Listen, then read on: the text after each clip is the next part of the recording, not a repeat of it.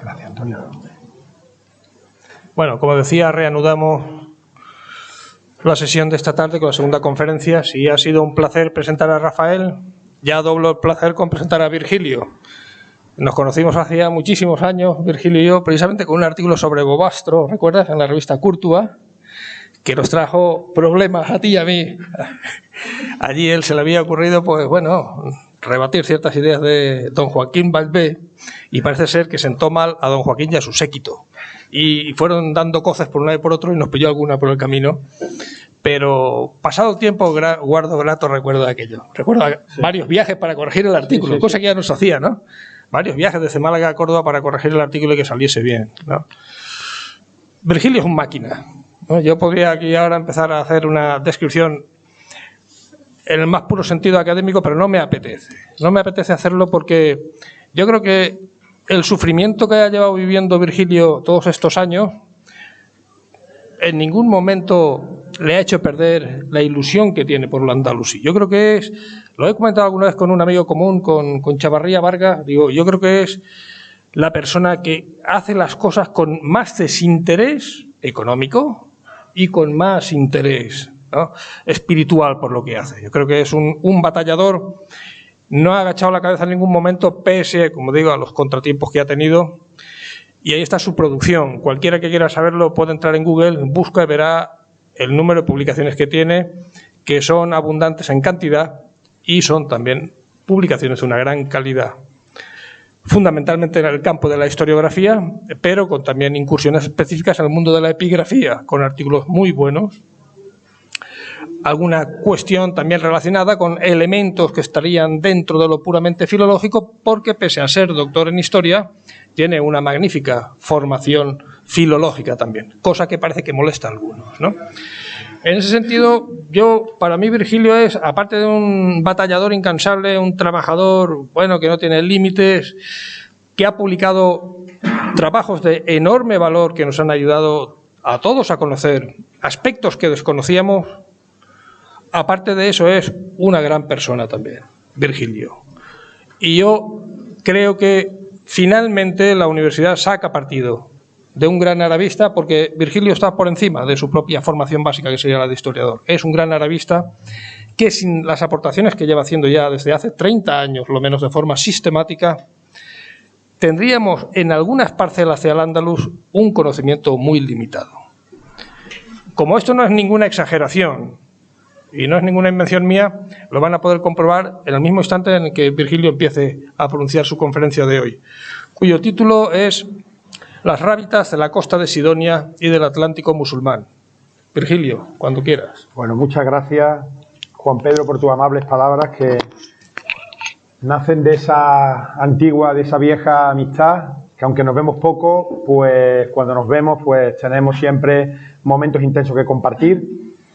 Quiero extender, por supuesto, mi agradecimiento a los organizadores del Congreso, a Pedro Aguayo y especialmente a Antonio Ramos Millán, que ha estado muy al tanto de todo lo que significaba la preparación de este evento, que por lo que veo está siendo absolutamente exitoso por los resultados académicos y por la confraternización que se ha establecido entre los distintos ponentes y, por supuesto, estudiantes que están participando en el mismo.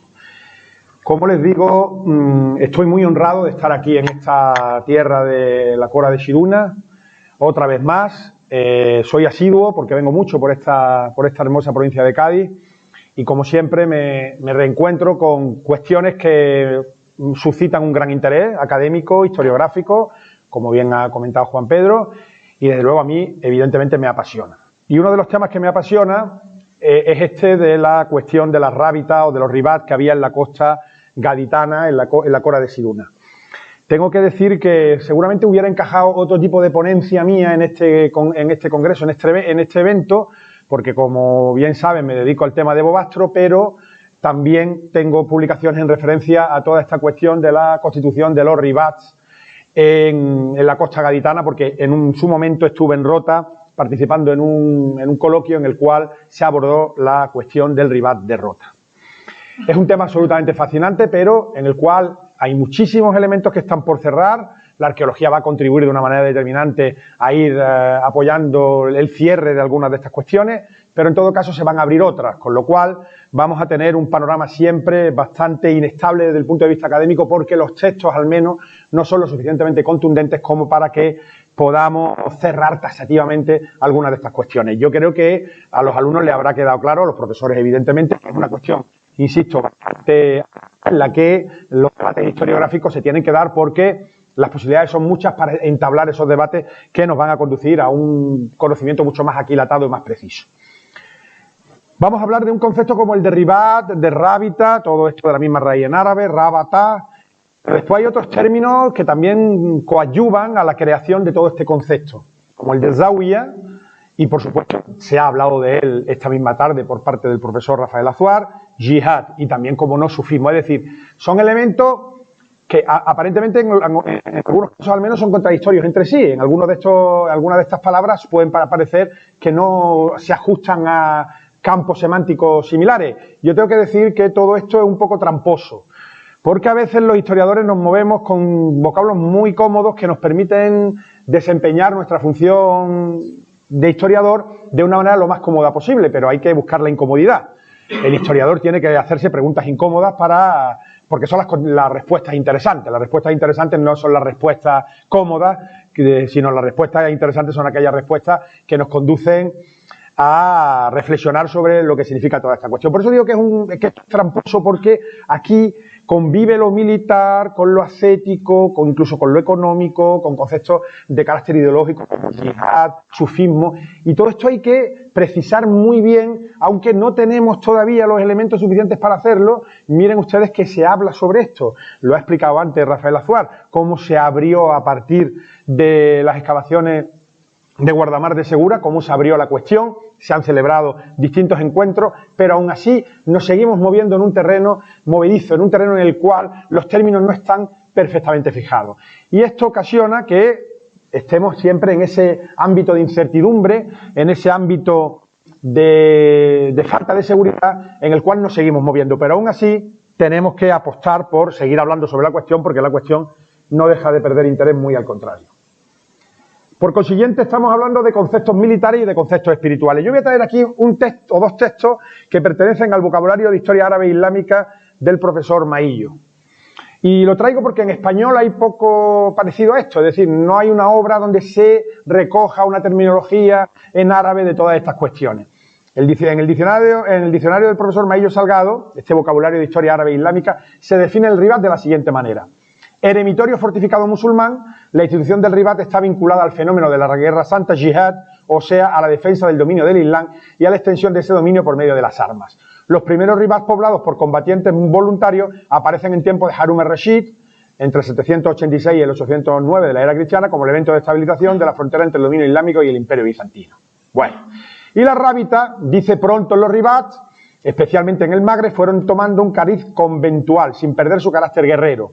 Los oficios de devoción realizados en común y la propia noción de esfuerzo en la vía de Dios, yihad, trajeron como resultado la existencia de una gente dedicada a la vida austera, dispuesta a propagar y a defender desde los ribats, como hicieron los almorávidas, almorabitún, el Islam con la espada. Hacia el siglo XII, influencias sufíes y persas fueron transformando esta institución, su carácter militar fue desapareciendo rápidamente o volvióse secundario y se convirtieron en simple eremitorio donde algunos ascetas se agrupaban alrededor de un jeque o de su tumba, dándose a práctica religiosa únicamente. Bueno, está interesante la cuestión, pero ustedes acaban de ver una rábita del siglo X, fechada, con cronología, donde no hay en apariencia elementos militares. O sea, volvemos a esa contradicción donde mezclamos lo espiritual y lo militar, volvemos a ese totum revolutum en el cual encontramos elementos espirituales y elementos militares, y todo ello aderezado con un lenguaje, en algunos casos, como en este, que está bien expresado, pero que en todo caso no resuelve la problemática. Porque la problemática, como muy bien ha explicado el profesor Juan Pedro esta mañana, es una problemática muy compleja. Todo esto es extremadamente complejo. Todo esto es extremadamente complejo porque nos faltan textos, la arqueología, aunque pueda parecer lo contrario, es incipiente, estamos empezando ahora en el desarrollo arqueológico porque la arqueología de Al-Ándalus prácticamente tiene 15, 20 años de existencia, y esto es desde luego un inconveniente de primer orden para tratar de comprender toda esta problemática que acompaña a estas cuestiones. Voy a estar haciendo todo esto a lo largo de la... O sea, váyanse preparando. Bueno, el caso de Ifriqui ya es espectacular. Claro, nos gustaría tener esto aquí, con su inscripción fundacional, Susa, Monastir, su lápida del siglo IX, con el personaje que inicia la edificación, la dinastía encargada de la edificación. Todo esto es muy claro en el Maghreb al-Adna, en la actual Túnez, en Ifriqiya, pero esto no lo tenemos aquí. Lo más parecido a esto que tenemos aquí, y observen ustedes las diferencias, es la rábita de Guardamar. Es lo más parecido a esto, porque hay una lápida fundacional y poco más. Pero esto no es lo que tenemos aquí. Esta institución tan poderosa, como se puede observar desde una perspectiva arqueográfica, que es un ribat de estos de Ifriqiya, esto no lo tenemos por aquí. O al menos no hemos sido capaces de detectarlo. Otra cosa es que no haya. Vamos a ver si hay o no. Intentaremos resolver esa cuestión a lo largo de la exposición. Y hay otra gran evidencia, que efectivamente son los almorabitún, los almorávides, los que regularizan el término ribat, los que traen el término ribat ya para hacerlo oficial, para hacerlo canónico, para incorporarlo al lenguaje de manera oficial. Estos almorávides traen ese discurso muy bien aprendido. Ellos asimismo se denominan la gente del ribat, los almorabitún. Fíjense ustedes, la rábita de Fuengirola, Suhail. Bueno, pues esa rábita aparece en el siglo X y para mí ha sido una sorpresa. Esto de Al-Ándalus es fascinante. O sea, desde Córdoba llaman a un científico y se traen a uno de Irak, nada más y nada menos, para ver si desde Suhail se ve la estrella Canopo, que en árabe es Suhail. Y van a la rábita de Fuengirola. Este texto para mí era desconocido y lo he podido consultar hace poco, y ya en ese texto del siglo X aparece el lugar como rábita. Es decir, tenemos ya en el siglo X fehacientemente la confirmación de que el término se utilizaba. El río que va a los pies de la fortaleza se llama Río de la Rábita en documentación castellana del siglo XV. Es el del linde entre el término de Marbella, la tierra de Marbella y la tierra de Málaga. Y después el lugar aparece recurrentemente en las fuentes árabes, en Ibn Battuta, por ejemplo, como rábita. Y además, en uno de los textos más sabrosos para explicar en qué consistía el ribat, porque te está explicando que Ibn Battuta tiene que pasar una noche allí porque hay un altercado de naves portuguesas que interfieren en su camino hacia Málaga, y ante la inseguridad que se desata, se ve obligado a dormir en la rábita de Fuengirola. Es decir, ahí está ese elemento militar, ese elemento castrense, si se quiere, poliorcético, que se ve claramente en este tipo de edificaciones cuando tienen esa contundencia arqueológica y arqueográfica. Pero claro, los almorávides construyen también, evidentemente, fortalezas en el norte de África, como esta de Tagismut. Lo que se ve al fondo, no sé si se ve bien en la diapositiva, es la máxima altitud de Marruecos, el Jebel Toubkal, que tiene 4.100 metros de altitud. Esa montaña que se ve al fondo tiene 4.100 metros de altitud, la montaña más alta que hay en el norte de África. Y he traído también un mapa de Málaga, porque en Málaga hay noticias del funcionamiento de rábitas y hay comunidades sufíes muy activas, una de Abu Abdallah Muhammad al-Sahili al-Muamman, que funda una rábita fuera de la ciudad en un arrabal y que va a ser promotor de la construcción de la primera madrasa de Al-Ándalus. Y es un sufí y tiene una rábita que se llama con su nombre, es la rábita sahilía, la rábita de este personaje de As-Sahili al-Muamman, el enturbantado. Por tanto, estamos en un contexto urbano de gente que practica todo este tipo de devoción en un contexto plenamente de Medina y no en lugares apartados como estamos viendo hasta ahora. Pero de todo hay. Fíjense ustedes la complejidad que estamos tratando de describir. Es una enorme complejidad. Son muchos elementos los que colaboran a hacer toda esta cuestión extremadamente compleja, como les digo. Ya lo hemos visto en la anterior conferencia de Rafael Azuar, el ribat de Rifana. Otro elemento muy curioso que no ha sido valorado suficientemente es los ríos. ¿Por qué todos estos ribat o estas rábitas, que habría que diferenciar entre ribat y rábita? A mí me parece que ribat es la institución y rábita es la aplicación del ribat en el territorio. O sea, ribat sería la educación y rábita sería el colegio, para que entendamos un poco en qué consiste todo esto. Pues bien, el ribat de Rifana está cerca de la desembocadura de un río que es el río Al-Jezur, las islas, en árabe Al-Juzur, Al-Jezur, en la actualidad, pero todos estos ribats se encuentran, o la mayor parte de estos ribats costeros al menos, se encuentran muy próximos a cursos fluviales relativamente importantes. Ahora lo vamos a ir viendo de todas maneras, y yo creo que es un elemento sobre el cual debemos insistir porque es poderosamente llamativo, como en este tipo de fundaciones hay siempre un río próximo, y ríos que no son cualquier cosa.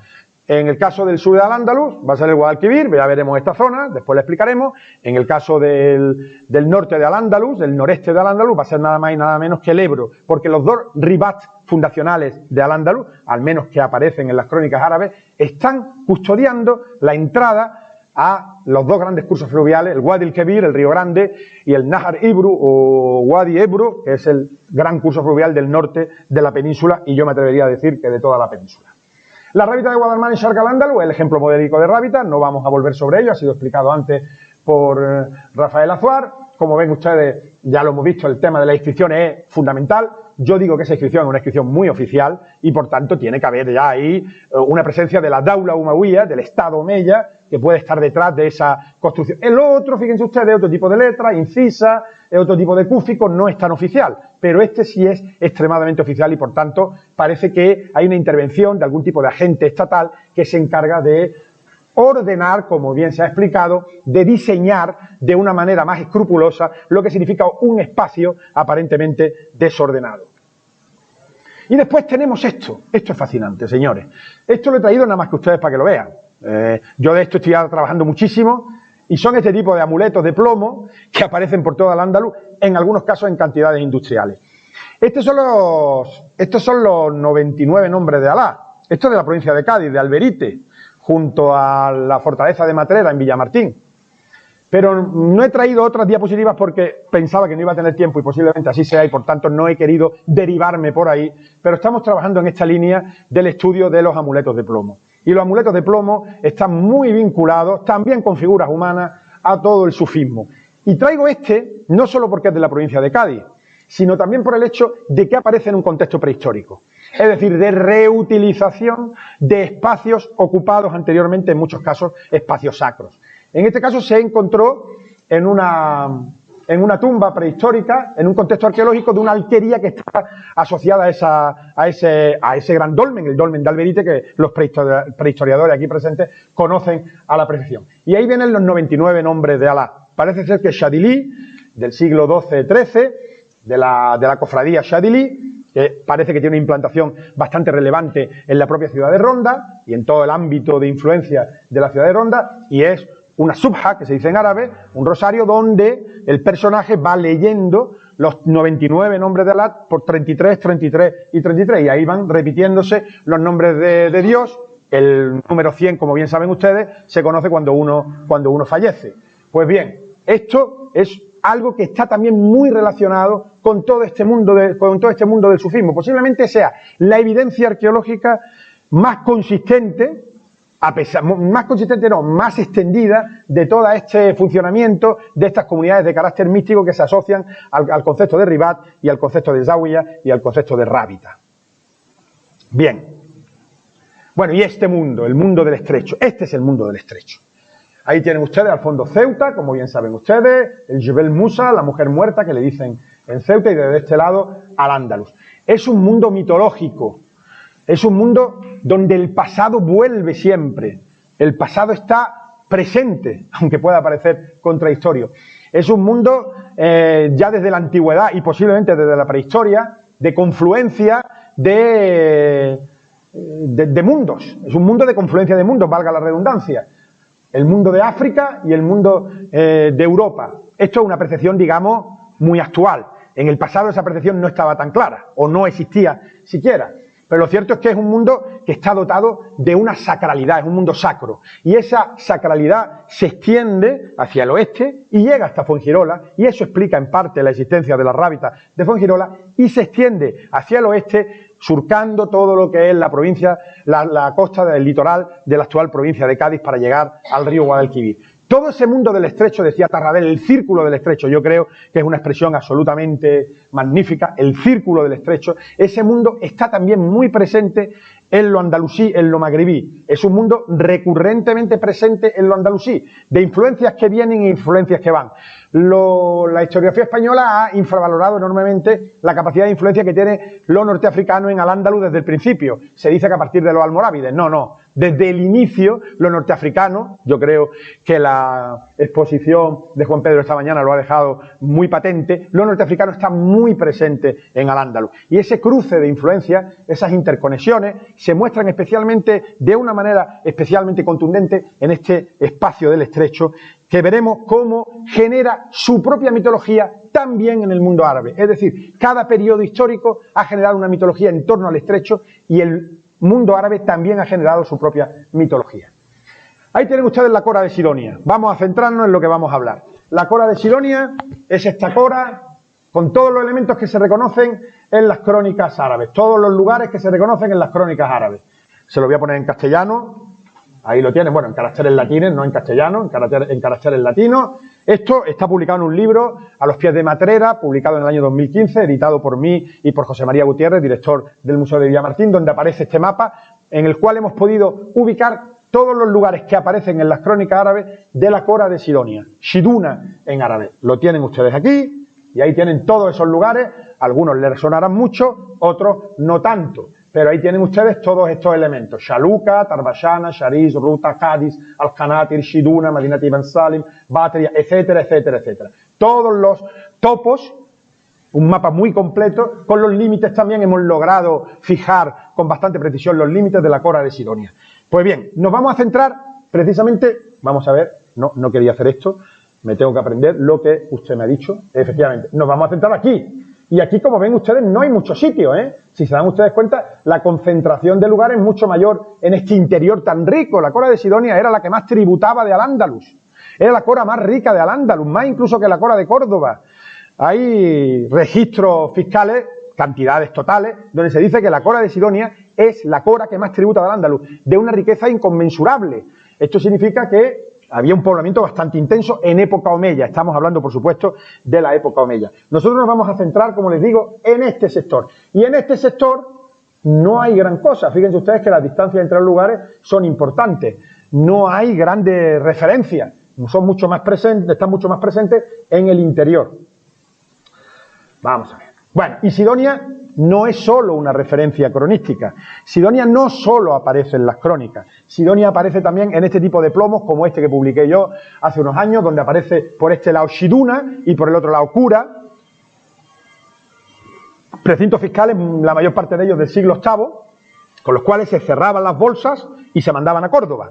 Esa tributación quedaba perfectamente recogida en esas bolsas, cerradas con esos precintos, y esos precintos significa que la presencia del Estado desde el siglo VIII es evidente. El Estado está para tributar. Es un Estado que exige poca tributación, pero la que exige tiene que ser cumplida, y no, desde luego, permite la competencia de otras personas o de otros grupos que puedan tributar en su nombre. El Estado tributa y tiene sus agentes fiscales encargados de la tributación. Es muy interesante toda esta cuestión que ha sido puesta de relieve por Taufik Ibrahim y está resultando un revulsivo fundamental para los estudios de Al-Ándalus, porque nos está dando a conocer estos elementos que son aparentemente muy modestos, pero que nos hablan muchísimo de cómo funciona la organización interna de ese estado embrionario de época omeya.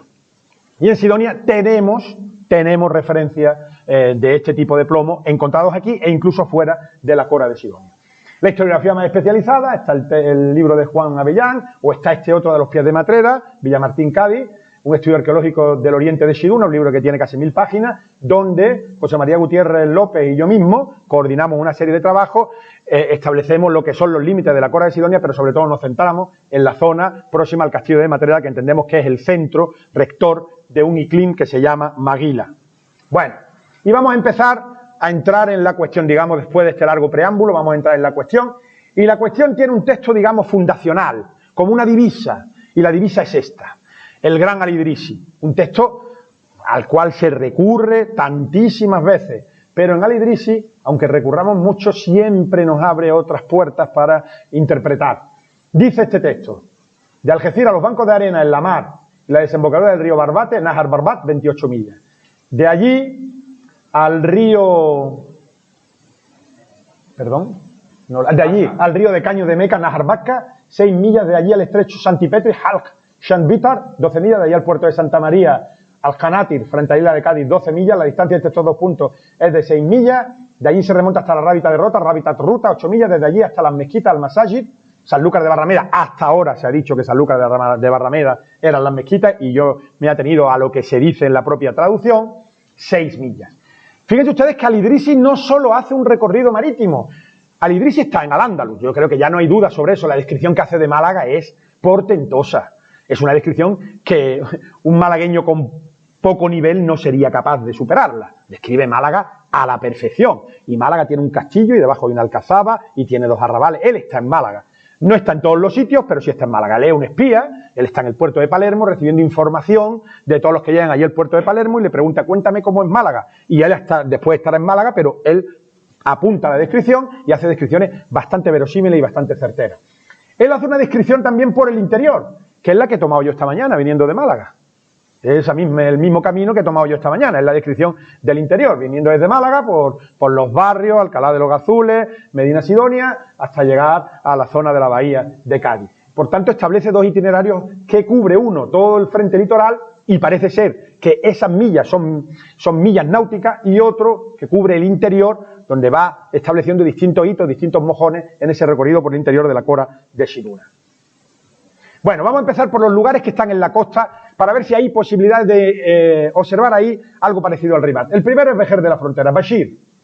Bashir es una localidad muy hermosa, por cierto, un sitio verdaderamente prodigioso, como casi toda la provincia de Cádiz, un cerro encumbrado, y es un territorio muy curioso porque muy cerca de ahí hay una gente que se llama los Bargahuatas. ¿Quiénes son estos Bargahuatas? Algunos dicen, la profesora Lola Oliver, dice que Bargahuata da lugar a Maragato, a la maragatería. Bueno, los maragatos son gente muy rara, ¿eh? Les tengo que decir que son gente rarísima, ¿eh? Se han dedicado a comprar y vender muebles siempre y lo único que hacen es comprar y vender muebles. Y son ricos y muy tacaños. Bueno, esos Bargahuata los tenemos al sur de lo que es la actual ciudad de Casablanca, de la Albaidá, al sur de la antigua Anfa, Casablanca es Anfa. Al sur hay una gente que son masmuda, masámida, y que se independizan de los idrisíes, no, porque son incluso anteriores a los idrisíes, y crean un emirato jarijí. Y el fundador de la dinastía, no se le ocurre otra cosa que crear un Corán bereber.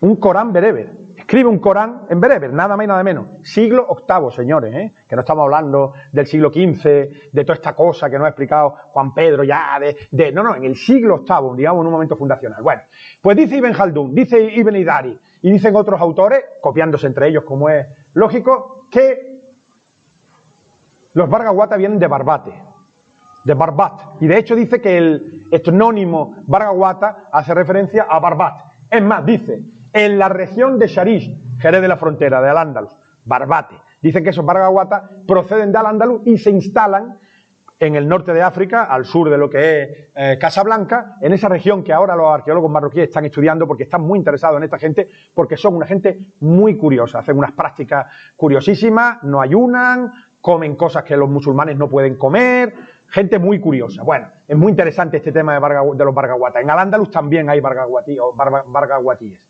Pues bien, Ibn Khaldun, no sabemos si por homonimia, dice que esta gente viene de Barbate. Bueno, lo dejamos ahí. El distrito de los árabes Jaulán, porque al lado de esto, de Vejer, están los árabes Jaulán. Y estos sí que los conocemos perfectamente. Tanto los conocemos que están vivos. En Yemen hay todavía tribus que se llaman Jaulán. Hay distintas facciones de los Jaulán que siguen funcionando como tribu. En estos enfrentamientos intertribales que conocemos de Yemen, pues aparecen tribus que las tenemos en Al-Ándalus. Fíjense ustedes lo que significa la vigencia del hecho tribal. Tribus que se forman a lo mejor en el siglo III, en el siglo IV antes de Cristo, pues perviven nada más y nada menos que hasta el siglo XXI. Pues estos Jaulán están instalados en Alcalá de los Gazules. Alcalá de los Gazules es los Yazula. Es curioso, porque el sitio se llama Calat Jaulán, pero a partir de cierto momento se le va a llamar Calat Yazula, aunque no tenemos referencia en las crónicas árabes. Únicamente Abul Khair al-Ishbili dice que recogió un determinado tipo de planta en la región de Yazula, que posiblemente se trate de Alcalá de los Gazules. Bien, esta gente vienen desde Oriente. Ahí los tienen ustedes. Este es el periplo de los Jaulán. Y van dejando rastros toponímicos en su recorrido hasta instalarse en esa Alcalá, que es uno de los principales lugares fortificados del sur de Al-Ándalus. Esos Jaulán salen del Yemen, los vamos a ver en Damasco, los vamos a ver en el Cairo, los vamos a ver, por supuesto, en Ifriqiya, los vamos a ver muy cerca de Fez, en Sidi Harasem. Todo el que va a Marruecos bebe agua de Sidi Harasem. Pues ahí los vemos, buscando agua salutífera, y los vamos a ver, como no, cerca de Asila, y ya finalmente en Al-Ándalus, y son uno de los protagonistas de la conquista por parte de los omeyas de las Islas Baleares. Pues bien, ese itinerario es un itinerario de 3 o 4 generaciones. Cuando parten de Oriente, son los bisabuelos los que parten de Oriente. Cuando hablamos de estas migraciones, tenemos que pensar que son migraciones que no se efectúan en una generación, se efectúan en varias generaciones. Y por el camino, en esa migración, van entrando en contacto con grupos bereberes. Esos grupos bereberes, en algunos casos, portan el nombre del grupo principal sin ser ellos árabes, pero por prestigio adoptan por la Wallah el término, el etnónimo árabe. Bueno, ¿qué sabemos de esta zona? Pues bueno, sabemos que se sitúa también entre Madinat Ibn Salim, que es Medina Sidonia, lo de Sidonia es un añadido castellano, y Baca, que sabemos algo de Baca, pero que es un establecimiento plenamente costero, Caños de Meca, ustedes lo conocerán, sobre todo la gente joven, porque les seguro que les gusta ir mucho por allí, a mí también. Es un sitio absolutamente maravilloso, Caños de Meca. Bueno, pues ahí hay una alquería andalusí muy costera, pero ahí yo no aprecio nada nada que se pueda homologar al fenómeno de Ribat. Bueno, el topónimo Vejer no vamos a entrar en su explicación. Aparece ya tardíamente como Bajir, no como Bashir, sino como Bajir, en 1448, en una racia de los nazaríes hacia el sur de la antigua Cora de Sidonia, aparece ya como Bajir, e incluso como Bajir. Se ha dicho que Bajir puede ser Vejer. Si es así, tendríamos un caso curiosísimo de retoponimización castellana de un topónimo árabe anterior. Fíjense ustedes qué curioso, los árabes le llaman Bashir, los castellanos le van a llamar Vejer, y los árabes le van a llamar después con el nombre ya castellano y no con el nombre primigenio árabe. Bueno, bien, ahí tienen ustedes cómo aparece citado como Bobastro en una expedición de las tropas emirales en torno a la zona de Cádiz-Sevilla, y aparece como Bobastro, pero evidentemente se trata de Bashir. Todo esto está recogido en el libro de Matrera, todo esto está ya estudiado en el libro de Matrera. Hay una inscripción árabe que don Manuel Ocaña leyó en su momento y que aparece en el libro de Antonio Morillo Crespo, Vejer de la Frontera y su comarca. No vamos a entrar, pero como ven ustedes, los datos que tenemos no nos hablan en ningún caso de fenómeno de Ribat en el caso de Vejer. Junto a Vejer hay un cerro que se llama Cerro Patria, mejor dicho, Hesen Batria o Batria, está por excavar, es imponente, ¿eh? Hay un montón de estructuras arriba y no solo andalusíes, sino que el asentamiento andalusí se establece sobre un lugar romano y posiblemente también protohistórico y prehistórico. Hay elementos también que recordar del bronce. Pues bien, este cerro es el lugar que aparece mencionado por Ibn al-Farabi cuando dice que hay un par de ulemas de Batarguía, que son Ala ibn Adi y Yusuf ibn Wahbun, de la gente de Sidonia, habitantes de Bataría. Bueno, ahí hay una traslación o de la vocal larga, pero bueno, evidentemente se trata del mismo sitio, no hay ningún problema para justificarlo. La descripción formal, pues ahí la tienen ustedes. Por parte de estos arqueólogos, el papel del asentamiento de primer orden como articulador del territorio, especialmente evidente en el caso de Cerro Patria, un yacimiento de gran extensión que ha proporcionado documentación de época protohistórica, romana y medieval, con restos constructivos todavía emergentes. La consecuencia del carácter urbano de Cerro Patria perdura entre la población local que la denomina la ciudad. Fíjense ustedes la población local, esa toponimia tan interesante. Bueno, yo tampoco observo aquí ningún elemento que nos pueda hacer pensar que hay algo parecido a un Ribat ni nada de esto.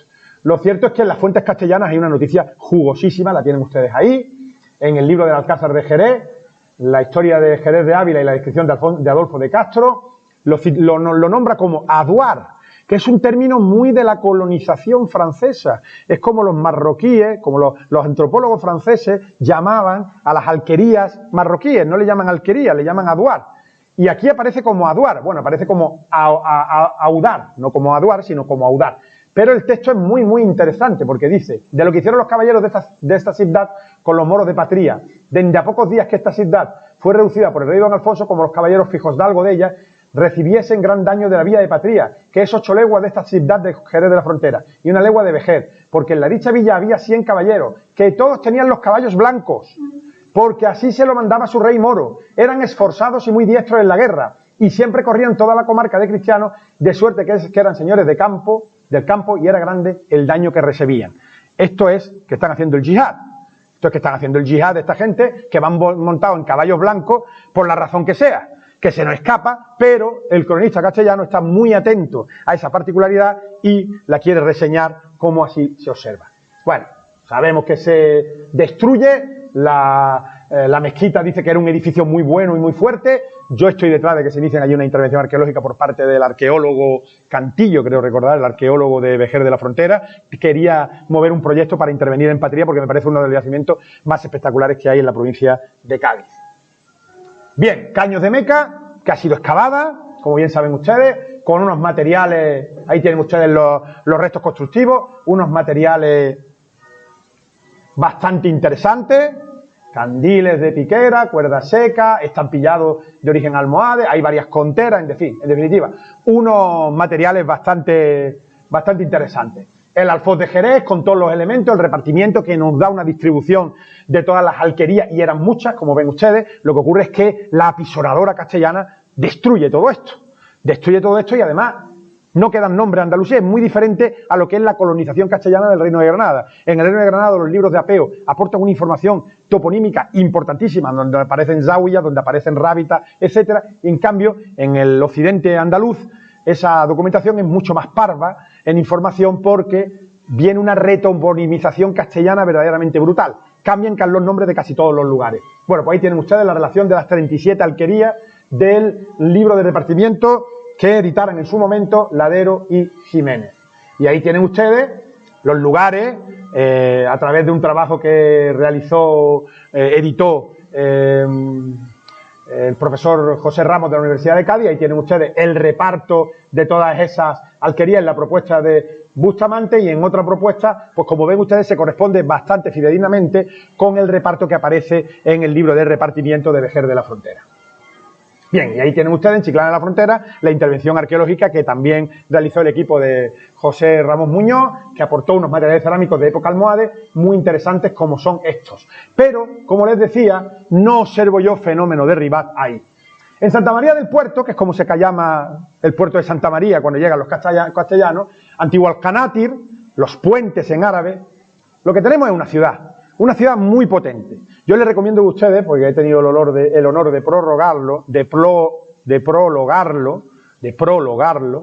el libro que les recomiendo que vean ustedes, porque es un libro donde se cierra la cuestión documental sobre el puerto de Santa María. El libro se va a presentar el mes que viene, a finales de agosto, de Enrique Pérez Fernández y Juan José López Amador, el puerto de Santa María en el siglo XIII, la repoblación de Alfonso X, de Alcanátir a Santa María del Puerto. Es un libro que todavía no ha aparecido, pero donde viene lo que es la reconstrucción de una ciudad andalusí, a la perfección, no solo de la ciudad, sino, como les decía, del Alfoz.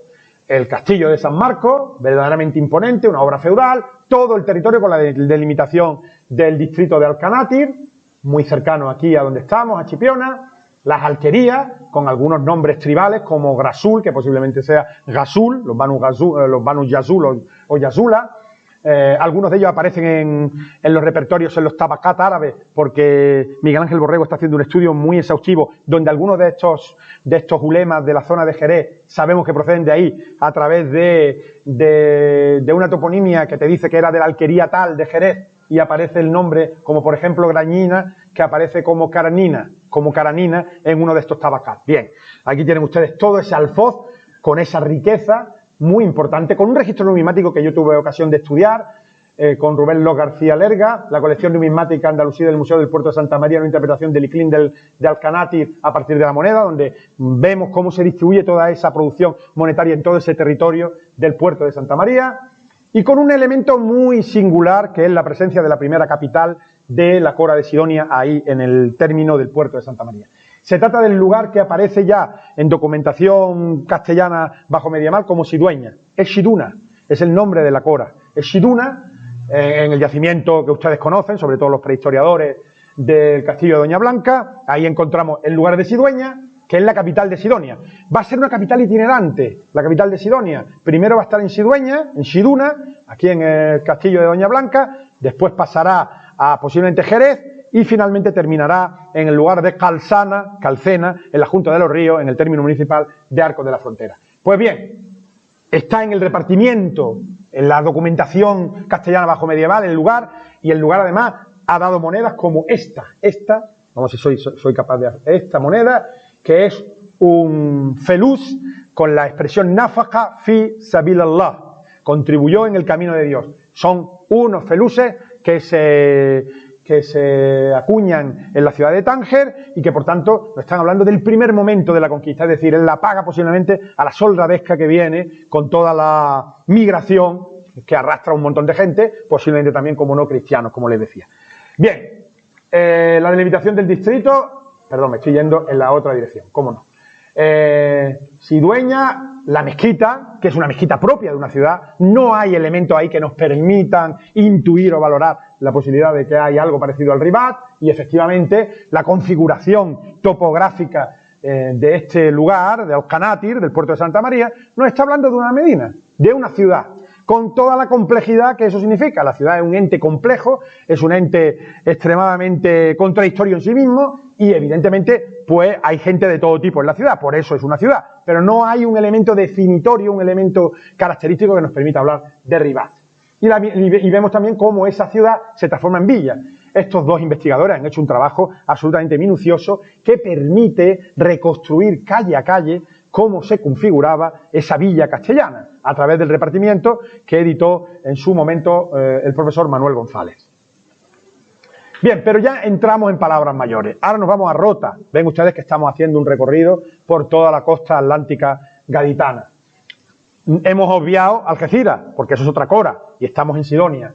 Rota, Rabitat Ruta. Esto es una referencia precisa, exacta. Era una rábita, porque lo dicen no un cronista, sino 4 o 5 cronistas nos hablan de la rábita de Rota.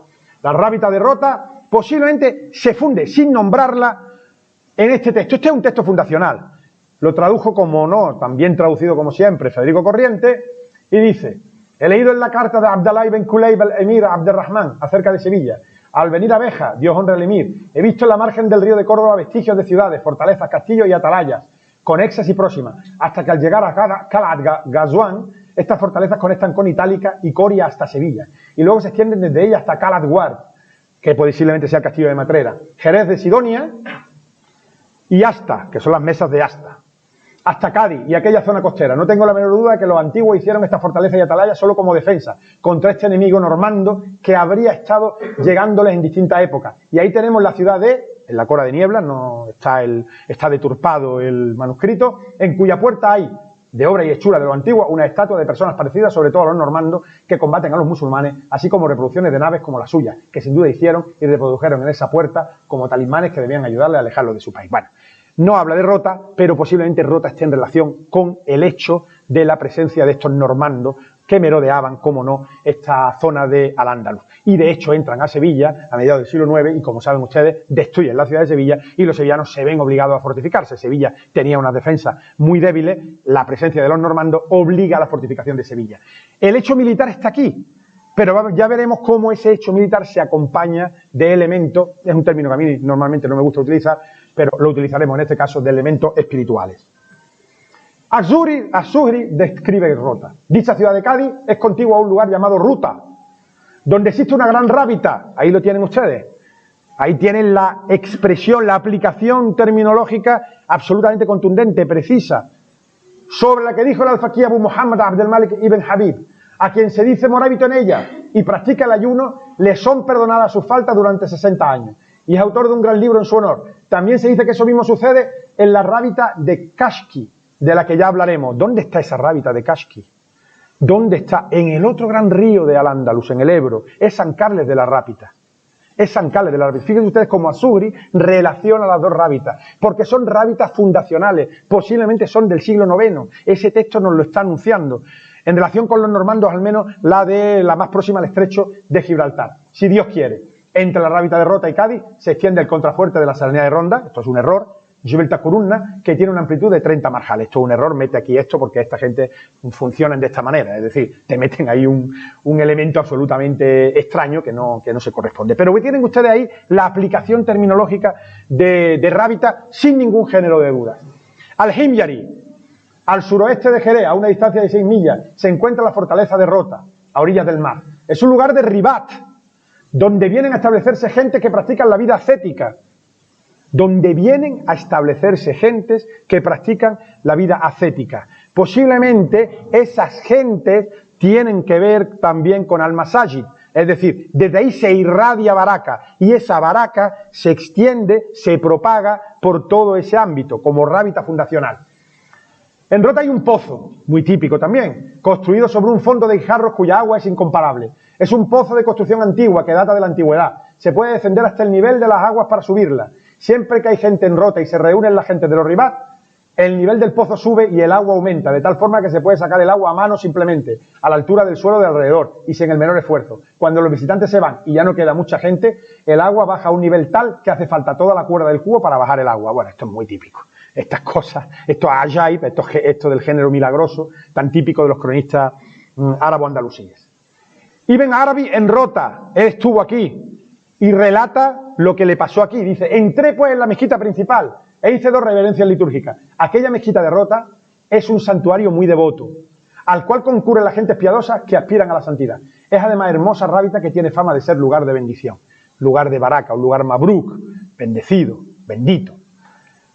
Y el registro arqueológico que nos dice de Rota, porque se han hecho excavaciones en la fortificación de Rota, en el castillo de Rota, que solo hay almohades.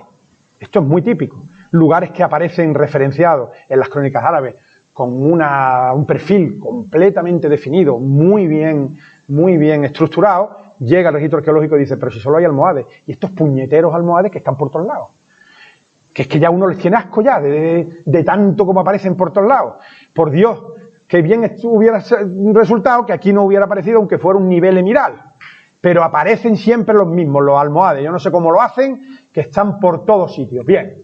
Pero claro, ¿y esto que nos dice tanto Ibn Arabi como Al-Himyari, de que va mucha gente a Rota? ¿Eso por qué? Estos los autores árabes son muy listos, ¿eh? No nos están diciendo lo que hay ahí. Lo que nos están diciendo es que hay un foco.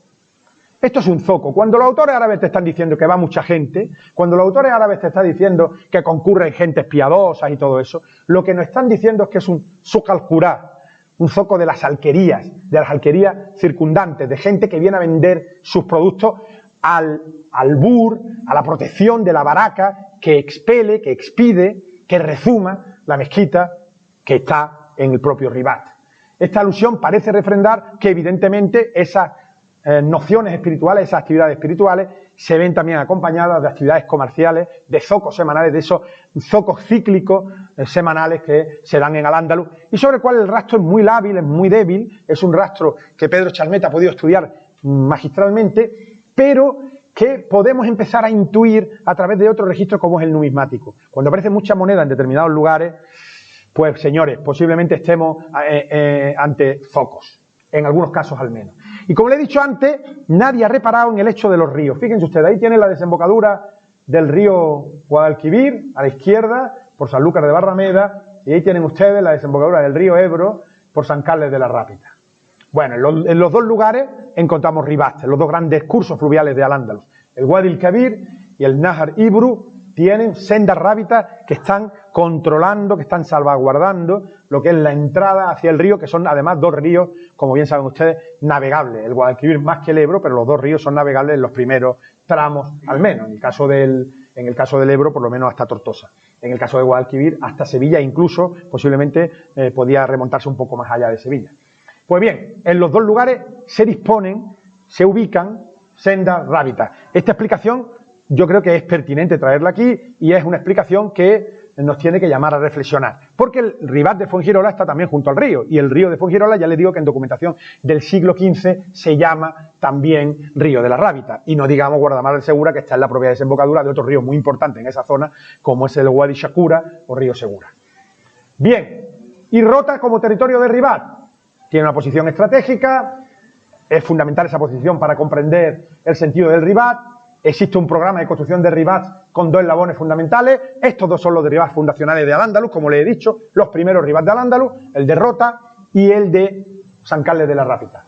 Existe, como no, un pozo de agua salutífera, lo dice Al-Himyari, circunstancia que suele estar presente en el surgimiento de estos fenómenos, la relación con el agua. En el caso de Fuengirola está clarísimo porque te lo dicen los autores castellanos. Los autores castellanos nos dicen que Fuengirola, Suhail, es el último baluarte de aguas que se pueden beber antes del estrecho, de aguas bebibles. Es el río Fuengirola, pues lo mismo, estamos ante también un pozo, pero vinculado, como no, al cercano río Guadalquivir, como decíamos, y el sufismo, pues, está presente por aquí. Si Ibn Arabi llega aquí es porque Ibn Arabi sabe que aquí hay gente que se dedica a esto, que se dedica a lo que él hace. Él va de comunidad sufí en comunidad sufí y va buscando la baraca de estos edificios. Y evidentemente en este lugar había baraca, como él mismo se encarga de anunciar. Y evidentemente ya se ha perdido el valor militar del enclave, lo que decía Felipe Maillo. Pero a mí me parece que en el hecho fundacional no siempre está presente el valor militar. Y la Rábita de Guardamar yo creo que es un ejemplo muy evidente de que no siempre el valor militar es el consustancial a la creación de este fenómeno de rábitas, ribats, zawiyas, etc. Y vamos a hacer una pequeña adenda con Sanlúcar de Barrameda y con este lugar de Chipiona. Sanlúcar de Barrameda es un lugar muy interesante. En Sanlúcar de Barrameda el topónimo no ha sido apenas estudiado. Sabemos que el origen se suele situar en un faro que se llamaba Fosforu Ierum Lucendubiam, en latín Luceferi Fanum, quod vocat Lucendubiam, o templo del lucero del alba mencionado por Estrabón. Parece que se situaba en el santuario del Tesorillo, en el Pinar de la Algaida, a unos 12 kilómetros al norte del centro urbano sanluqueño. Bien, pues bien, como ustedes se pueden imaginar, esta circunstancia ha motivado que se quiera explicar el topónimo Sanlúcar a partir de este hecho, a partir de esa luminaria que había en la desembocadura del río Guadalquivir. Lo que está claro es que el topónimo Chipiona se explica, como todo el mundo sabe y todos ustedes saben perfectamente, a través del Caepione Sturri del propio Estrabón. Es decir, no hay ninguna duda al respecto. Una torre o de una fábrica admirable sobre roca a la que circundaban las olas y estaba además anunciando precisamente la presencia de la desembocadura de Guadalquivir, que es un mar complicado de navegar, porque todo esto tiene una aplicación práctica. Esta gente no era tonta. Es que nos da muchas veces la impresión de que estos antiguos eran tontos y que estaban siempre en su espiritualidad y en sus... No, esta gente tenía un clarísimo sentido práctico. Esta torre de Escipión, que habla nada más y nada menos que Estrabón de ella, está en función de la desembocadura del río Guadalquivir. Los aluviones arrojados por este río, que en aquella época seguramente serían muy superiores a los que ahora hay, porque el río evidentemente no estaba regularizado, producían barras o bajíos, y sus proximidades estaban sembradas de médanos y otros tipos de escollos peligrosos para la navegación. Y por tanto había que anunciar ese hecho a través de esta torre, de esa construcción, que desconocemos su ubicación, pero que es de pensar que estuviera aquí en la propia ciudad de Chipiona. Esta ciudad de Chipiona, o este lugar de Chipiona, el topónimo no hay la menor duda, y además el contexto textual es absolutamente diáfano al respecto. Y Sanlúcar tiene también el mismo significado mitológico y por tanto podemos hablar de un lugar frecuentado desde la antigüedad con elementos mitológicos que permitan que después se desarrolle aquí buscando ese prestigio que da a lo antiguo la noción de ribat. Sanlúcar tiene una explicación primera. A todo el mundo se le ocurra Sanlúcar, San Lucas. Ya está, mire qué fácil, ¿verdad? Y otros lo buscan en el citado templo Luciferi Fanum o Lucendubiam. El nombre griego, bueno, sería el nombre Santa Luz, ¿no? Santa Luz, Santa Lux, variante de la expresión lux divina, lectura que hace a partir del texto de Estrabón. Esta es la primera hipótesis. Y hay otra hipótesis que dice efectivamente que es una alteración de Lúcar o Lúcar con la adición del sufijo san, porque se entiende que es un topónimo de santo. Creemos que Sanlúcar es el viento del sudeste, Shuluca o Shuluca, y de ahí viene Siroco.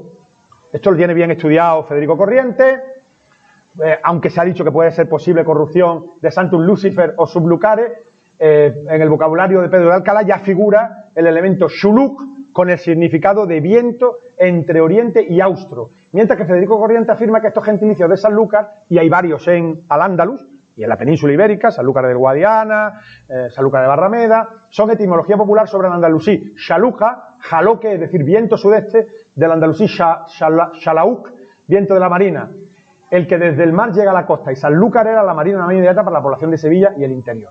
Según corriente, a ese elemento se le añade una sufijación romance despectiva. El castellano y el portugués tienen siroco, que tiene la misma raíz. Sin embargo, retomando a Pedro de Alcalá, tal vez Sanlúcar como nombre de lugar fuera la forma femenina de Xuluc, Xaluja o Xuluca, con el significado hipotético de la que recibe el viento del océano. Y fíjense ustedes que tenemos ceca árabe en Sanlúcar, nada más y nada menos. Una entidad de población tan pequeña, donde los niveles andalusíes son siempre bastante débiles, y sin embargo tenemos ceca Xuluca perfectamente escrita en las monedas. Y Barrameda sería la barra de Sanlúcar, esa barra de Sanlúcar, como lo prueba la lectura de Estrabón, quien habla de la necesidad de levantar una señal visible a distancia para salvar a los maridos de un posible naufragio en los escollos de la entrada al Lacus Ligustinus. Bueno, Barrameda ha quedado el topónimo primigenio en un lugar de Sanlúcar, es decir, es un topónimo compuesto, pero ha quedado en un lugar de Sanlúcar, y el documento más antiguo de Barrameda ya figura en la cantiga de Santa María, en un milagro de la cantiga de Santa María, en el número 371. Etimológicamente, esta barra de Médano, flecha aluvial o litoral, citada entre otros por Barrantes Maldonado, cuando decía que esta tierra estaba despoblada, que solamente estaban en ella un castillo con 7 torres que se llamaba de las Torres de Solúcar, que eran sobre la barra por donde entra el río de Guadalquivir en la mar, que ahora se llama Sanlúcar de Barrameda.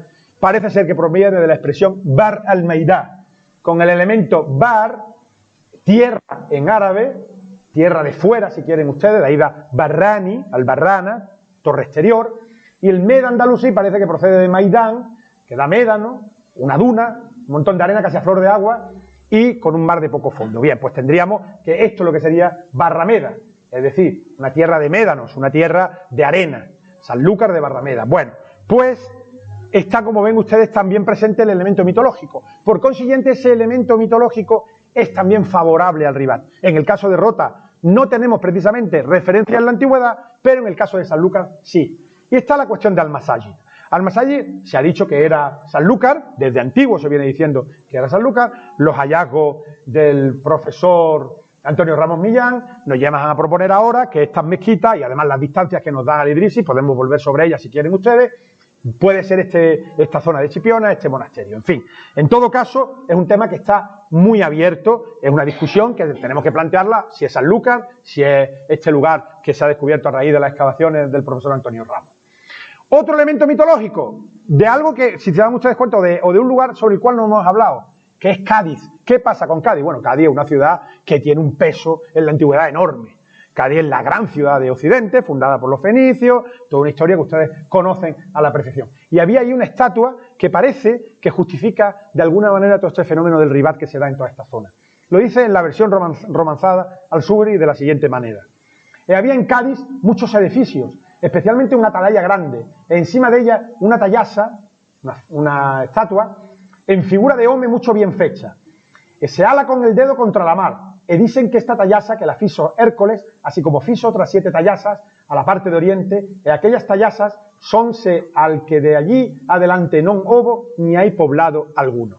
Claro, es que más allá es el reino de la nada, es el Bahar al-Muhit, es el Uqianus, es el Bahar al-Dhulamat, el océano de la incertidumbre, el mar de las tinieblas, el Atlántico. Y ese Atlántico, la presencia de este mar hay que verlo embravecido, ¿no? Bueno, hoy está un poco bravo.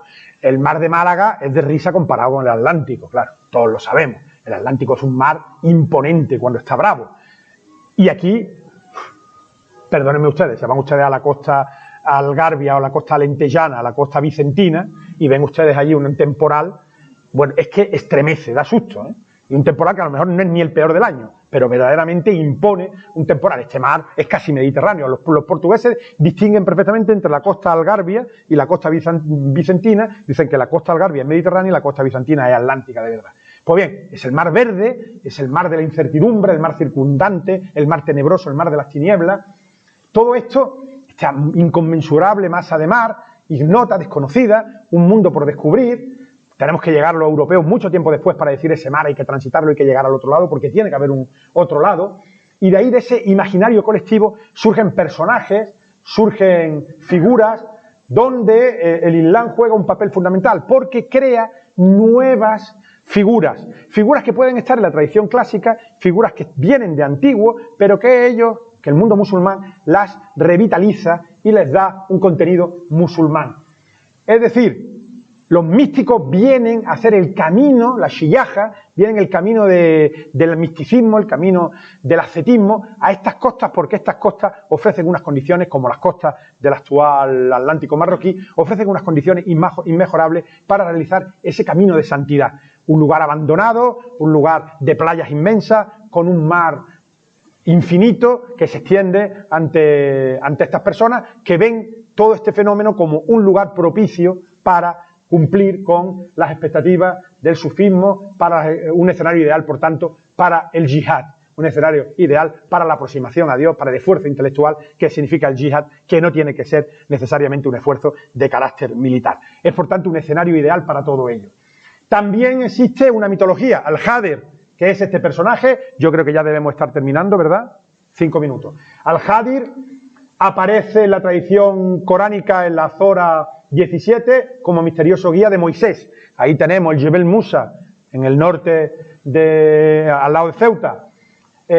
Fue recuperado por los místicos sufíes como un auténtico iniciador de santos. Es un personaje que va a ser el dueño del estrecho. Ese Hadir es recurrentemente empleado por los cronistas como alguien que frecuentaba el estrecho. En particular se dice incluso que el nombre de la ciudad de Algeciras al-Hadra, la isla verde Al-Jaziratul Hadra, viene de Al-Hadir, y lo dice, me parece que es Al-Himyari, lo dice, la relación con el océano, de ese personaje de color verde que se mueve por el mar con absoluta libertad y que actúa con total impunidad, porque es un personaje que también tiene tintes, como no, de crueldad.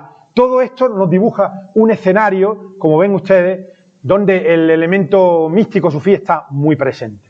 Volvemos al principio, y volvemos al principio a la Cora de Sidonia. Ven ustedes que esa Cora está mucho más despoblada que el interior. Tiene que ver con todo eso. Por tanto, es un escenario ideal para desenvolver ese tipo de prácticas ascéticas, ese tipo de prácticas místicas, ese tipo de prácticas sufíes. En definitiva, para ejercer una suerte de ribat. Una suerte de ribat que no tiene por qué ser exclusivamente militar y que, de hecho, solamente en contados casos es un elemento militar. Vamos a concluir diciendo que en la costa atlántica de Sidonia, de Shiduna, se dan toda una serie de circunstancias favorables para el surgimiento del fenómeno del ribat en el siglo IX en adelante. Es un territorio litoral, de frontera, atacado en ese siglo IX por los recurrentes normandos, con un mar inconmensurable y desconocido. Pertenece ese mundo al inefable Hadir. Forma parte de un territorio completamente mitológico, encuentro entre dos mares, entre dos continentes. Es el estrecho de Gibraltar, es la prolongación hacia el noroeste del estrecho de Gibraltar. En su límite costero septentrional, el gran río de Al-Ándalus, el Guadalquivir, hace frontera con otras coras y su sola presencia es motivo de defensa también. Es por ello, por todas estas razones, territorio de yihad, país de yihad, con un sentido evidentemente militar, los normandos, etcétera, frontera, pero también espiritual, por esfuerzo de acercamiento a Dios. Forma parte de una región poco habitada y, sin embargo, revestida del prestigio de los esplendores de la antigüedad. La ciudad de Cádiz, una gran ciudad, una urbe romana que la arqueología está desvelando a la perfección, pero también, como no, Velo, Claudia y otras ciudades que hay en el entorno. Mito y leyenda que vienen de la antigüedad, la estatua de Cádiz, el Jádiz, se reformulan y reactivan en época andalusí. Este territorio, como digo, está plagado de estas referencias en la antigüedad y podemos establecer que, de los lugares analizados, está claro que el elemento terminológico está en Rota. En Sanlúcar puede haber, por el hecho mitológico de la desembocadura del Guadalquivir, también algo parecido al ribat, como no, también en toda la costa, sin necesidad de que haya un establecimiento concreto, pero es mucho más difícil de justificar en el caso, por ejemplo, de Al-Qanatir, del puerto de Santa María, donde observamos únicamente la presencia de una ciudad, en el caso de Batría, que puede ser una ciudad, pero también como un Hessing, una fortificación, o en el caso de Vejer, en todos estos lugares no observamos comparecencia, no observamos presencia del ribat. Yo expreso nuevamente mi agradecimiento por su atención y, por supuesto, estaré encantado de contestar a las preguntas que ustedes me formulen. Muchísimas gracias por su atención.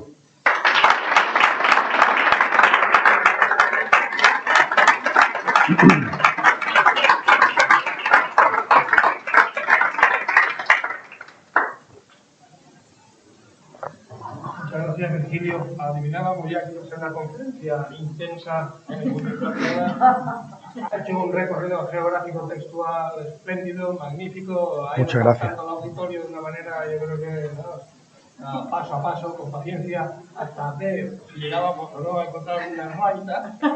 Al final hemos encontrado una y otra.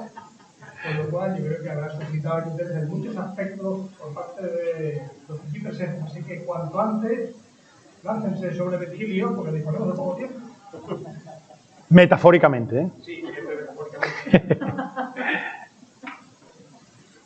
Antonio. Yo tengo una preguntilla, pero verás, era un poco, me imagino que obviamente conoces las opiniones acerca de la materia que estamos tratando en San Fernando.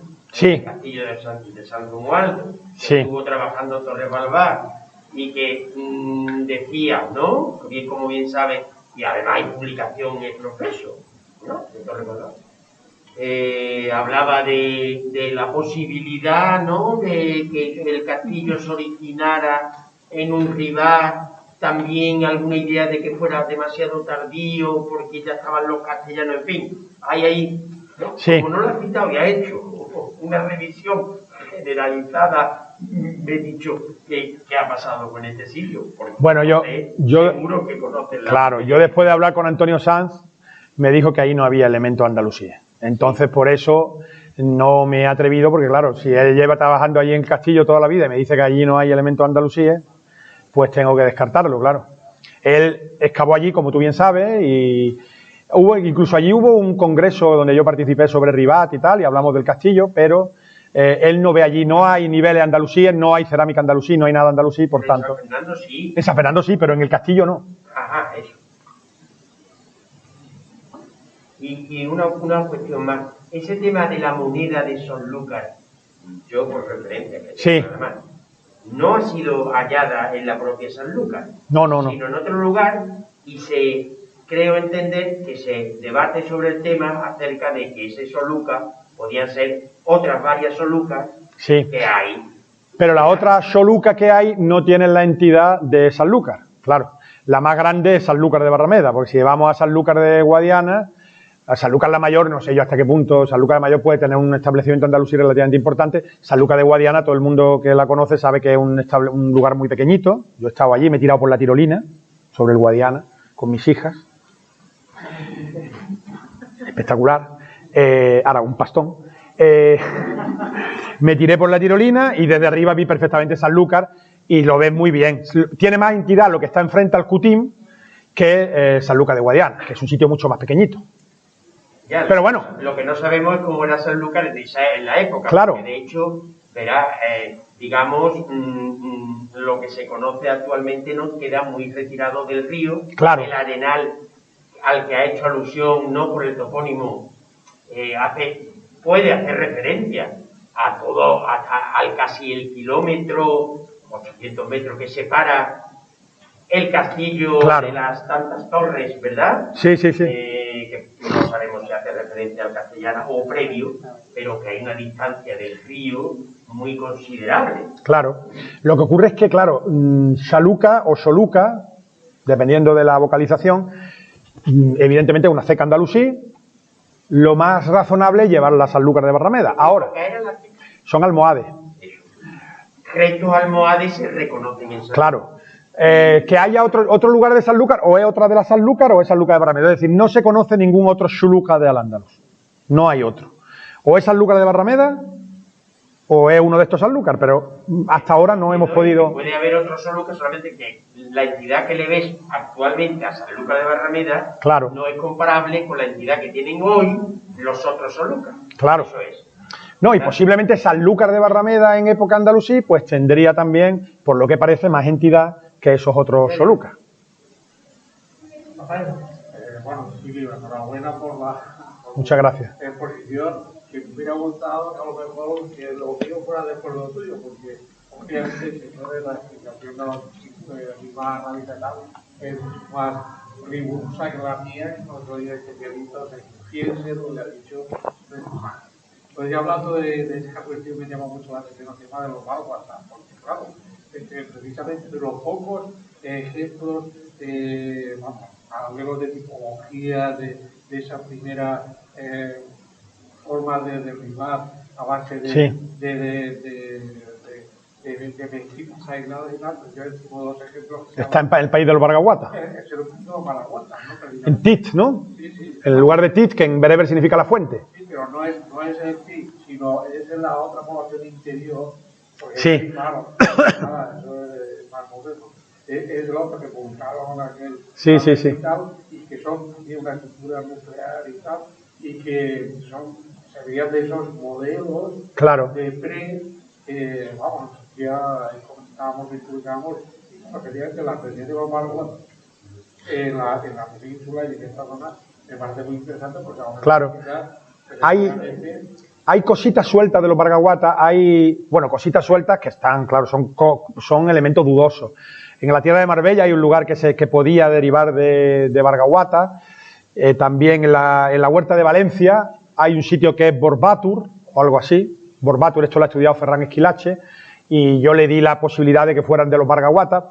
Pero claro, como estamos viendo, toda esta gente que entra, que sale, y después, la insistencia en que estos Bargahuata, que evidentemente esto parte de una fuente única, que yo creo que puede ser una fuente no andalusí. Esa insistencia en que esos Bargahuata vienen de Barbate, que la recoge Ibn Jaldún, Ibn Hidari, no sé si algún otro autor magrebí.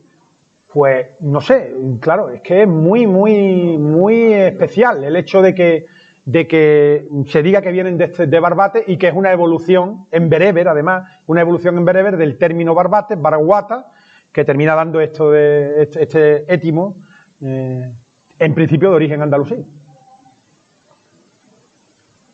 Sí. Bueno, primero, muchas gracias por la conferencia. Yo tenía una pregunta a raíz de ese mapa que mostraste con la petición de derivación del paisaje andalusí. Sí, me gustaría saber, no sé si se comentó, si hay referencias sobre la financiación de estos espacios. ¿Sobre la? Financiación. Perdón. Bueno, si era el poder central el que los financiaba, si era... Financiación, he escuchado finalización, vale, sí. Si eran porque los efectos sobre el paisaje circundante serían diferentes si fuese el poder central o si ellos claro. que recaudar sus recursos o que claro. Interesantísima la pregunta, lo voy a poner aquí en castellano, que ya que ha hecho alusión al mapa, en caracteres latinos. Interesantísima la pregunta, pero lamentablemente los datos nuevamente escasean. Sabemos que el Ribat es forma parte de los bienes avices y por tanto están sometidos al régimen de los bienes avices, que tú puedes legar tu patrimonio a este tipo de instituciones. Todo esto es un mundo muy complejo, lo de los bienes avices. Hay una tesis doctoral sobre los bienes avices de Fez, de un amigo mío, del Haj Musauni, que es un epigrafista, pero está haciendo un estudio sobre los bienes avices. Y los bienes avices lo que hacen es inmovilizar el patrimonio porque son bienes que no son transferibles y, por tanto, restan dinamismo económico a la ciudad. Es decir, se quedan ahí como fosilizados y no permite que ese dinero fluya, sino que se dedica exclusivamente a este tipo de obras piadosas y de carácter religioso. Sabemos que hay, en el Meyar del Wansharishi viene en referencia a que gente que lega su patrimonio al ribat, al jihad y al efecto del ribat, pero en los de Túnez sí sabemos que el Estado está detrás. En los de Túnez, en los de Susa, Monastir, sabemos que es el Estado el que de alguna manera encabeza esa obra. Todo esto tenemos que analizarlo desde la perspectiva de cómo se transmiten estas noticias. Vamos a ver. Detrás de todo esto suele estar el Estado. El Estado tiene una serie de... Esto nadie lo dice porque no sé si es que no estamos en condiciones de decirlo porque nos faltan datos, pero es bueno decirlo, hay que empezar a decirlo. Porque no solamente la información, sino cómo se transmite. El Estado tiene un montón de información que se ha perdido. Y esa información llega a estos cronistas, pero llega de manera deslavazada. Es decir, suenan cosas. En Rota se ha construido tal, suenan cosas. Y Al-Zuhri, 3, 4 siglos después, la recoge. Porque Al-Zuhri ha recibido esa información posiblemente del Estado. Del Estado, de los anales del Estado, de noticias emanadas por el propio Estado. En el caso de Rota, a mí me parece que por ese texto del Muqtabi II, a mí me parece que detrás puede estar el Estado, la constitución del Ribat. Es decir, que hay alguna gente, venido desde Córdoba, encargado de la edificación de esa fortificación, esperando la llegada otra vez de los normandos. Porque el Estado es un Estado como muy... no es muy intervencionista, pero sí quiere estar como muy presente a través de elementos que él contrata. Estoy pensando en lo de la estrella Canopo de Fuengirola. El episodio es maravilloso. Es decir, buscan al tipo que más sabe de estrellas, se lo traen de Irak y dicen, ven, te vas a ir con un alfaquí de Córdoba, con este que es el que más sabe, te vamos a llevar a Suhail y tú nos vas a decir si desde Suhail se ve la estrella Canopo, que no se ve, pues la estrella Canopo solamente se ve desde el hemisferio sur. Y ahí hay unas disquisiciones, se sigue discutiendo sobre eso, aunque este profesor de la universidad de... no, el discípulo de Samsó, que es que ahora no me sabe el nombre, que es magnífico su estudio, Forcada. Miquel Forcada ha hecho un estudio ejemplar. No se ve la estrella Canopo. No se ve la estrella Canopo. Además, habría que subir mucho, en fin, una historia. Pues solamente se ve en determinados momentos en el hemisferio sur. Pero es el Estado el que está detrás. Detrás es un tipo para decir si se ve la estrella Canopo o no. Es la propia Córdoba. Y contratan, ya digo, al gran especialista de Oriente que viene al Andaluz y a un alfaquí cordobés.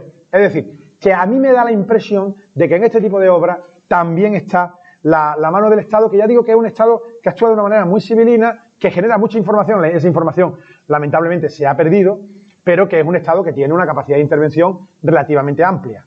Pero hay que entender cómo funcionan los mecanismos internos de ese Estado. Y ese Estado es un Estado tribal. Cuando digo esto, sé que se puede despertar cierta controversia, pero se trata de un Estado tribal. Muchas veces los Banu Marwan, los omeyas, actúan como tribus y pactan con el resto de las tribus para llegar a acuerdos a través de la fiscalidad. Y por eso esos precintos, y por eso en Andalucía es el lugar del mundo donde más monedas aparecen. Porque usted se va por Andalucía ya cada vez menos, porque nos parece que las monedas son champiñones, y que cada año van a salir, al año siguiente, estos que van con los detectores de metales, parece que van buscando espárragos, ¿no? Mire usted. No, el año que viene no va a haber una cosecha de monedas, esas monedas están ahí desde hace más de 1000 años, y no va a haber una moneda de... Pero en todo caso, lo que quiero decir, esa extensión de la moneda es presencia del Estado. Muy lábil, muy débil si usted quiere, pero presencia del Estado. El Estado se extiende a través de la moneda y a través de pactos con estas tribus, especialmente en ese momento con los omeyas, cuando el Estado tiene una flagrante debilidad, unos flagrantes problemas de viabilidad, porque llega un momento en el cual el Estado está contra las cuerdas y se extiende a través de la fiscalidad y a través de pactos con distintos... Por eso se rompen con tanta facilidad. Esos pactos necesariamente no tienen por qué escribirse. No tienen por qué escribirse. Si usted ve un perímetro irrigado de aquí en Cádiz, que hay muchos también, pero yo le puedo hablar de un pueblo de Málaga que no sé si usted conocerá, Casarabonela, que lo tengo bien estudiado. En Casarabonela tenemos todo un complejo hidráulico de varias hectáreas con un montón de pagos, con una toponimia árabe riquísima que está en el libro de repartimiento. Pues bien, ahí no hay elementos escritos que regulen lo del agua. El que está por encima la recibe antes y tal. Es decir, todo eso son compromisos de palabra y así funciona el Estado, a través de compromisos de palabra entre los distintos elementos. En algunos casos, cuando son pactos muy importantes, se fija por escrito, como el pacto de Tuzmir, que debe ser un pacto muy importante, o también puede ser que el pacto de Tuzmir se haya conservado por el simple hecho del azar, pero en todo caso se mueve todo en ese mundo de pactos, un Estado que está continuamente buscando su viabilidad a través de pactos con las distintas entidades tribales, por lo menos en época omeya. Después la cosa cambia. Pero podría aclarar una cosa, o yo por el tema, el caso de Guardamar, por preguntar el problema del Estado, que está muy bien. La lápida fundacional ha generado mucha discusión. Hoy en día hay dos lápidas que son fundaciones mías, pero cuando Levi Provenzal reestudia la lápida de Mahmoud, él llega a decir que el señor Muhammad ibn Mahmoud Sahib, que es hijo de la hija del califa Musimila de Oriente.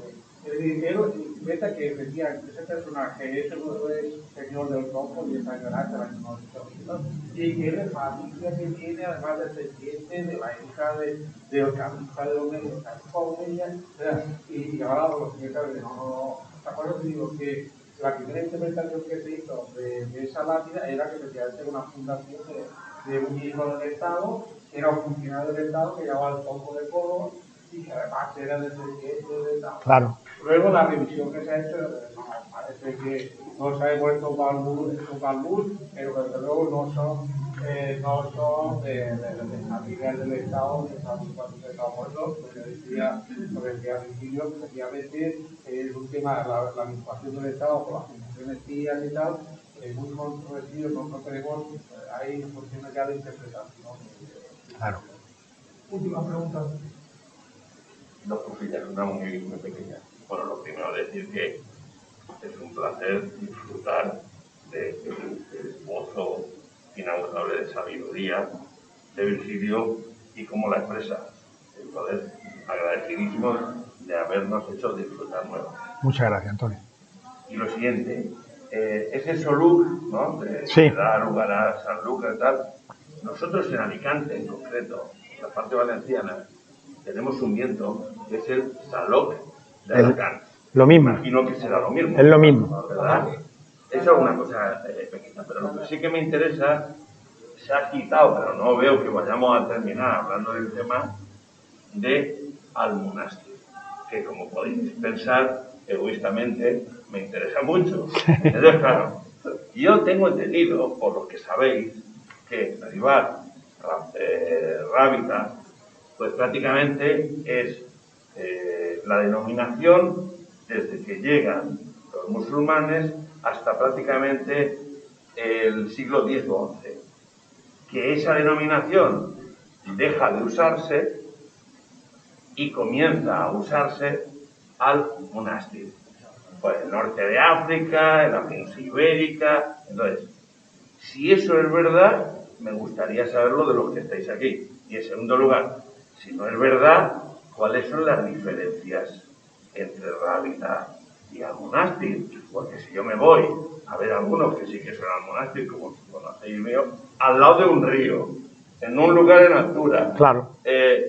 apartados del mundanal ruido, con agricultura alrededor, están escondiditos allí y lo que han hecho es un antiguo monasterio, Claro. demuelen la planta de la iglesia, dejan como mitad la planta, la cabecera rectangular, y se queda el ábside de la iglesia como un pequeño mihrab que además está hacia la Meca. Claro. Es una cosa canónica, hay topografía, arqueología y esta parte de fuentes, y concluyo añadiendo otra cosa que la publicó Rafa Slar, no sé si es Yakut, pero tú lo has publicado varias veces, en lo de Aspe y tal, que se cita que hay un Almonastir, de hecho llegaste a plantear que pudiese ser el de Elda en una ocasión, que entre Valencia, en el recorrido entre Valencia, Valensilla y Cartagena, a mitad de camino, que es por donde está precisamente Elda, donde está el monastir, o antiguo Almonastir, efectivamente hay una fuente de un Almonastir, y tenemos ese topónimo, el monastir, y que tiene esta arqueología y esa toponimia. Entonces, la pregunta importante es la diferencia de denominaciones. Sí. ¿Es una cuestión cronológica o de diferencia de concepto y función? Pues lamentablemente no se puede añadir gran cosa. Pero, un momento, Antonio, mira, eso que hay ahí, eso creo que es Susa, pero no sé si eso, el otro, uno de los dos, o a lo menos, no lo sé, pero en todo caso, tú lo conoces. Almonastir, en Túnez, sí, con inscripción fundacional, siglo IX también, espectacular. Con inscripción fundacional en un contexto de Ifriqiya, y se llama Almonastir. Sí, Almonastir. Después eso da en la toponimia hispánica, da todos los monachil, almonaster, almonacid, monacid, etcétera. Da un amplísimo registro toponímico. Ahora bien, hay que ir caso a caso. Yo creo que las cuestiones locales juegan un papel fundamental. Es decir, que lo que en una zona se denomina, lo mismo que ahora había hablado de un viento local en Alicante, lo mismo que ahora a ese viento en Alicante se le llama de una manera y en Málaga se le llama de otra manera y en Cádiz de otra manera, pues lo mismo sucedía en esta fecha con determinados conceptos que dependían del contexto local. Y nos ha llegado, digamos, un repertorio toponímico muy reducido, pero en todo caso, todos estos almonastires, si en este monstruo, porque esto es una monstruosidad, esto es un edificio imponente, si este monstruo arquitectónico es un monastir y también es un ribat, Ahí tienes una homologación lexicográfica plena. Monastir y ribat. Entonces, mucho más no se puede avanzar. Ahora bien, en el caso que tú hablas de tu Elda, el caso tuyo es evidente. Eso es un monastir, el topónimo está, digamos, es un topónimo patrimonial que se transmite en época andalusí y que nos llega al presente desde época andalusí. El topónimo nos llega a nosotros por la intermediación del árabe, es decir, ese monastir es un topónimo andalusí, aunque sea de un acervo lingüístico anterior, pero es un topónimo andalusí que nos llega hasta el presente.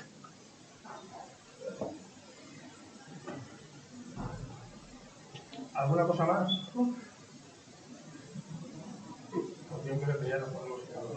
Sí. Muchas gracias.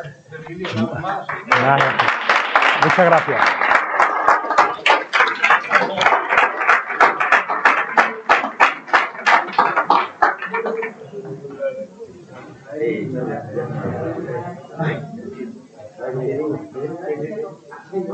Me ha encantado, hijo. Muchas gracias. ¿Qué revisión has hecho más buena? Sí, ¿no?